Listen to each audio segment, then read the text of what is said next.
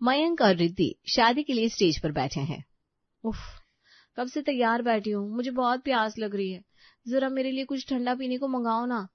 Waiter इधर आना, madam के लिए कुछ ठंडा लेकर आओ। जी अभी कोल्ड ड्रिंक लेकर आता हूँ। है क्या कहा? Cold drink? छी, अरे कोल्ड ड्रिंक नहीं पीऊंगी मैं, मेरे लिए माचा लेकर आओ। हैं? माचा? हाँ भाई, जो मैडम ने कहा है वो लेकर आओ, चलो जल्दी करो।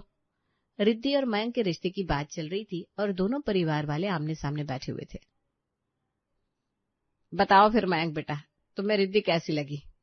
एकदम परफेक्ट मम्मी, मुझे तो रिद्धि बहुत अच्छी लगी। उसके सोशल मीडिया पर फॉलोअर काउंट भी मेरे जितना है। अरे आजकल कुंडली नहीं, यही सब मिलाया जाता है।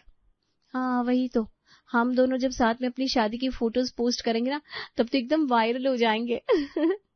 ये हुई ना बात, इसीलिए तो मुझे तुम एकदम पसंद आ गई हो रिद्धि, हमारे विचार बिल्कुल एक जैसे हैं। बहन जी, मुझे तो इन बच्चों की ये सब बातें बिल्कुल समझ में नहीं आ रही, लेकिन अब इन दोनों ने एक दूसरे को पसंद कर ही लिया है तो हम कौन होते हैं रोकने वाले। हाँ भाई, बच्चे आपस में इतने खुश है तो फिर हम ये रिश्ता पक्का समझते हैं, क्यों है ना? हाँ बिल्कुल, एकदम पक्का। लीजिए सब लोग मिठाई खाइए। सभी लोग इसी बात पर मिठाई खाते हैं। नहीं नहीं नहीं, मैं मिठाई नहीं खाऊंगी, मैं तो डाइट पर हूँ, इसलिए नो शुगर। अरे वाह रिद्धि जी, ये तो आपने बड़ी सही बात बोली। मैं भी शुगर बिल्कुल नहीं खाता। आजकल की जनरेशन हेल्थ का बहुत ध्यान रखती है। ये सब बच्चे एक जैसे ही होते हैं। खैर, हम सबको जल्दी जल्दी शादी की तैयारियां शुरू कर देनी चाहिए। अभी तो हम चलते हैं, मगर रिद्धि बेटा तुम ना शादी का लहंगा लेने मेरे साथ चलना, ठीक है? जी जी ठीक है आंटी जी। सब लोग अपने अपने घर चले जाते हैं और उनके जाते ही रिद्धि अपनी सहेली को फोन लगा देती है। हेलो, हाँ मीना, अरे तुझे यकीन नहीं होगा क्या हुआ। हाँ वो जो लड़का आया था ना, अरे बहुत अच्छा है। हाँ एकदम मेरी तरह। हाँ मुझे तो बहुत पसंद आया, मैंने हाँ भी कर दी। अभी बताती हूँ ना पूरी डिटेल, रुक तो। ओफो रिद्धि, अभी अभी तेरे ससुराल वाले गए हैं और तू फोन पर बातें करने में लग गई।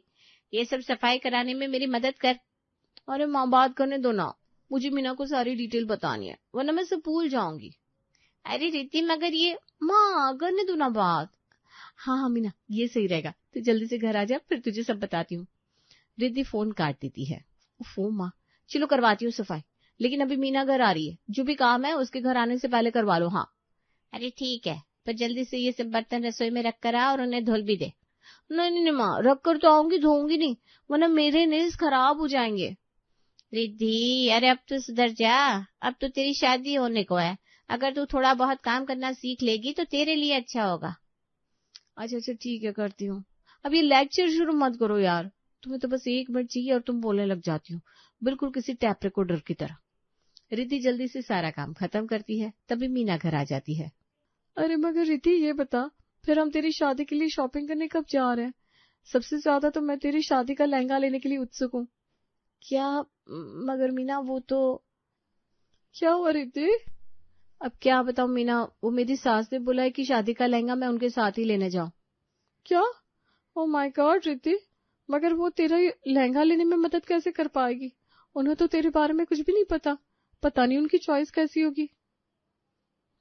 अरे मीना, तू तो अभी से मेरी बेटी को उसकी सास के खिलाफ भड़काने लगी। अरे हो सकता है उसकी सास की पसंद अच्छी हो, इसलिए तू ना ज्यादा बकवास मत कर। नहीं माँ, मीना सही कह रही है, पता नहीं मेरी सास की पसंद कैसी होगी, मैं ये रिस्क नहीं ले सकती। सुनना मीना, तू भी मेरे साथ चलना।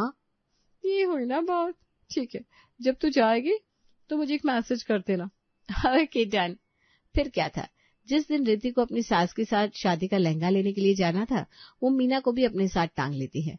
रिद्धि के साथ मीना को देखकर उसकी सास कहती है, अरे रिद्धि बेटा ये कौन है, ये तेरी कोई कजिन बहन है क्या? नहीं नहीं आंटी जी, मैं इसकी बहन नहीं हूँ, मैं इसकी बेस्ट फ्रेंड हूँ। अच्छा अच्छा, बेस्ट फ्रेंड, बढ़िया है बेटा। बचपन में मेरी भी एक पक्की सहेली हुआ करती थी, हम साथ में स्कूल जाते थे और पेड़ पर चढ़कर आम भी तोड़ते थे। आंटी ये भी हमारे साथ लहंगा लेने आएगी, ये हमेशा सब जगह मेरे साथ ही जाती है। अच्छा ठीक है, चलो फिर दुकान के अंदर चलते हैं। तीनों शहर की सबसे अच्छी लहंगे की दुकान पर जाते हैं। बताइए फिर आपके लिए क्या दिखा दूं? जी भाई साहब, हमें शादी के लिए लहंगा देखना है, ये है हमारी दुल्हन। अच्छा अच्छा, शादी का लहंगा, ठीक है अभी दिखाता हूँ। लेकिन रिद्धि भी किसी से कम नहीं थी, वो झट से कहती है, अरे भाई साहब ऐसे कैसे आप सीधा दिखाने जा रहे हैं? पहले ये तो सुन लीजिए मुझे कैसा लहंगा चाहिए। अच्छा मैडम, ये आपने बिल्कुल ठीक कहा। बताइए आपको कैसा लहंगा चाहिए फिर? हाँ, मुझे ना रेड नहीं बल्कि पेस्टल कलर वाला लहंगा चाहिए, जैसे कि पीच, बेबी पिंक या फिर लेवेंडर। और हाँ, उसका ब्लाउज बैकलेस होना चाहिए और वो स्लीवलेस भी होना चाहिए। क्यों, ठीक है ना? हैं? अच्छा ऐसा क्या? अरे और नहीं तो क्या, आपने सुना नहीं मेरी दोस्त ने क्या बोला? जैसा उसने कहा उसे वैसा ही लहंगा दिखाइए। ये सुनकर सल्ला चौंक जाती है। वो दुकानदार को रोकते हुए कहती है, अरे रुको रुको, मगर बेटा शादी में दुल्हन सिर्फ लाल रंग का लहंगा ही पहनती है, तुम ये पिंक और लैडर वाला लहंगा नहीं पहन सकती हो। बेटा ये बैकलेस, स्लीवलेस, ये सब 4 रिश्तेदारों के बीच थोड़ी ना अच्छा लगेगा। क्या आंटी जी आप भी? अरे लैडर नहीं, लेवेंडर। अरे चुप करना मीना। मगर माँ जी मैं भले ही लाल लहंगा ले लूं, मगर स्लीवलेस और बैकलेस तो होना ही चाहिए। और हाँ, अच्छी डिजाइन वाला होना चाहिए। बिल्कुल ऐसा लगना चाहिए कि मैंने किसी बड़े डिजाइनर का डिजाइन किया हुआ लहंगा पहना है। जी जी मैडम, अभी दिखाता हूँ ऐसा लहंगा। हमारी दुकान में तो सब लहंगे ऐसे ही है, एकदम टॉप क्लास। अरे तो खीखी करना बंद करिए और लहंगे दिखाइए ना। 10 मिनट से आपस बातें किए जा रहे हैं। अरे हमें और भी काम है। जी जी अभी लाया। दुकानदार जल्दी जल्दी लहंगे लेकर आता है। रिद्धि उन्हें एक एक करके पहन कर देखती है। आखिर में उसे एक लहंगा पसंद आ ही जाता है। हाँ ये अच्छा है। क्यों मीना? एकदम सुपर्ब रिद्धि। रुक, अभी तेरी एक फोटो लेकर स्टोरी डाल देती हूँ, ब्राइड टू बी लिखकर। अरे नहीं मीना, फिर सबको मेरा लहंगा दिख जाएगा, ऐसा मत करना। मैं बाद में ही फोटोज डालूंगी, अभी सस्पेंस बना रहने देना। अरे हाँ ये भी सच का। वैसे आंटी जी आपको कैसा लगा ये लहंगा? ठीक ही है बेटा, पर इसका नेक कुछ ज्यादा ही डीप है नहीं? अरे आंटी जी आजकल ऐसा ही चलता है, फैशन है फैशन, आप नहीं समझेंगी। लेकिन देखना धीरे धीरे मैं आपको भी अपनी तरफ फैशनेबल बना दूंगी। आप ही जरूर, मेरी उम्र फैशन सीखने की तो है। खैर ठीक है, फिर अगर तुम लोगों को अच्छा लग रहा है तो यही ले लो। रिद्धि और मीना बहुत खुश होती है और लहंगा लेकर घर आ जाती है। उधर सल्ला का तो इतनी ही शॉपिंग से दिमाग खराब हो गया था। अरे कोई मुझे एक कप चाय पिला दो, मेरा तो सर भारी हो रहा है। बाप रे, ये आजकल की लड़कियां भी ना। अरे क्या हो गया भाई, तुम तो होने वाली बहू के साथ शॉपिंग के लिए गई थी ना? अरे पूछो मत, वो और उसकी सहेली दोनों ने मिलकर मेरा सर ही दर्द करा दिया। पहले के जमाने में ही सही था, ससुराल से शादी के लिए जो भी साड़ी आती थी हम चुपचाप वही पहन लेते थे, लेकिन इन बच्चों के तो तेवर ही अलग है। अरे अपना बेटा भी तो ऐसा ही है। अभी तो तुम देखना जब इनकी फरमाइशें शुरू होंगी, मुझे तो लग रहा है ये और इसकी होने वाली बीवी मिलकर हमें खूब परेशान करने वाले हैं। एकदम सच कहा आपने। ये जेंजी बच्चे आफत है आफत, ना इन्हें किसी कायदे से मतलब है और ना ही कोई तरीका है। बस फैशन और ट्रेंड के नाम पर कुछ भी कर रहा है। सल्ला और मोहन बात कर रहे थे, तभी वहां मयंक आ जाता है। मम्मी पापा आज शाम रिद्धि और उसके घर वाले यहाँ आने वाले हैं। हैं? मगर वो क्यों बेटा? वो मैंने रिद्धि से बात करते हुए उसे और उसके परिवार को डिनर पर इनवाइट कर दिया, और मुझे भी आप सबसे कुछ जरूरी बातें करनी थी तो वो भी हो जाएगी। हे भगवान, अभी अभी तो मैं बाजार से थक कर लौटी थी और अब मुझे ये खाना बनाने की तैयारी करनी पड़ेगी। अरे कम से कम एक बार तो मुझसे पूछ तो लेता बैंक। अरे माँ आप कर दो ना सब तैयारी, मेरा बहुत मन है, फिर आप कल आराम कर लेना। अब तुझे और तेरे पापा को भी मेरी मदद करनी पड़ेगी, तभी मैं बनाऊंगी रसोई, वरना मंगा लो बाहर से खाना। अरे हाँ भाई, हम दोनों करेंगे ना तुम्हारी मदद, क्यों है ना मयंक बेटा? अरे यार चलो ठीक है। तीनों मिलकर डिनर की तैयारी करते हैं और शाम को रिद्धि अपने मम्मी पापा के साथ घर आती है। सब साथ में डिनर करने बैठते हैं। बहन जी लगता है आपने डिनर बनाने में कुछ ज्यादा ही मेहनत कर दी, इतना सब बनाने की क्या जरूरत थी? अरे नहीं नहीं बहन जी, ये तो मयंक और इनके पापा सबने मिलकर मेरी मदद की। वैसे बताइए आपकी शादी की तैयारियां कैसी चल रही है? एकदम बढ़िया एकदम बढ़िया। मयंक ने जो शादी का वेन्यू बताया था ना, हमने वही बुक करवा दिया है। ये तो बढ़िया है। अच्छा मयंक, तुम्हें हम सबको क्या बताना था वैसे, जिसके लिए तुमने हमें इकट्ठा किया है? अरे हाँ, एक बहुत जरूरी बात है। दरअसल मुझे और रिद्धि को ना प्री वेडिंग शूट करवाना है। क्या प्री वेडिंग शूट? हाँ पापा, शादी होने से पहले कुछ फोटोज और वीडियो खींची जाती है, ये बहुत यादगार होता है। अरे वाह भी, तो करवा लो बेटा, उसमें क्या है, ये तो अच्छी चीज है, और वैसे आजकल सब कराते हैं। हाँ मगर उसके लिए हमने सोचा कि हमें उदयपुर जाना चाहिए डेस्टिनेशन प्री वेडिंग शूट करवाने, ये ट्रेंडिंग में है और सभी लोग वहीं जा रहे हैं। वैसे तो हमने सोचा था कि हम कहीं विदेश जाए, जैसे न्यूयॉर्क, बट फिर हमने सोचा कि थोड़ा आप लोगों के बजट के हिसाब से चीजें करें, और वैसे भी शादी में कम टाइम बचा है तो बाहर जाना भी मुमकिन भी नहीं है। हाँ, तो हमने सोचा कि उदयपुर ही चले जाते हैं। ये सुनकर घर वालों के तो होश ही उड़ गए। अच्छा, मगर बेटा इसमें भी तो काफी खर्चा हो जाएगा ना, और अभी तो शादी सर पर है। तुम लोग यहीं कर लो ना अपना ये शूट।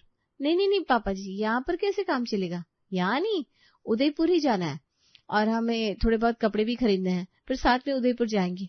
और हाँ, मीना भी मेरे साथ चलेगी, उसके बिना तो मेरा कोई काम ही नहीं हो पाएगा, तो आप उसका खर्चा भी उठा लेना। और हाँ, एक फोटोग्राफर, और फिर वहां रुकने, खाने और अच्छी जगह पर जाने का थोड़ा बहुत खर्चा होगा, बस इतना ही। हे भगवान, ये सब मिलाकर तो शादी से भी ज्यादा खर्चा हो जाएगा रिद्धि। और भला वो तेरी दोस्त, उसकी वहां क्या जरूरत? अरे क्या तुझसे हर जगह टांग कर लेकर जाएगी? माँ, मीना तो सबसे ज्यादा काम की है, वो तो जाएगी, वही तो हमें बताएगी कैसे पोज करना है, कैसे क्या कपड़े पहनने मैच करने हैं। अच्छा, लेकिन मैं क्या कहती हूँ, ये बाहर जाने की जरूरत क्या है? अपने ही घर के आसपास करा लो ना ये प्री वेडिंग शूट। अरे आसपास भी क्यों, अपने ही घर में छत पर करवा लो, मैं टेंट लगवा दूंगी, बहुत सुंदर लगेगा। वाह वाह बहन जी, आपने तो मेरे मुंह की बात छीन ली। और मैं तो कहती हूँ अभी जरूरत ही क्या है, अभी पहले शादी हो जाने दो, फिर शादी की बात करा लेना अपना प्री वेडिंग शूट। ये भी सही बात है। ओफो माँ, प्री वेडिंग शूट शादी के पहले होता है, बाद में नहीं। अरे बेटा, तो पोस्ट वेडिंग शूट करा लेना, उसमें क्या। नहीं पापा जी, ये बिल्कुल भी फनी नहीं है। भला घर में कोई प्री वेडिंग शूट कराता है क्या? वही तो, आप लोग हमारा मूड खराब मत करिए।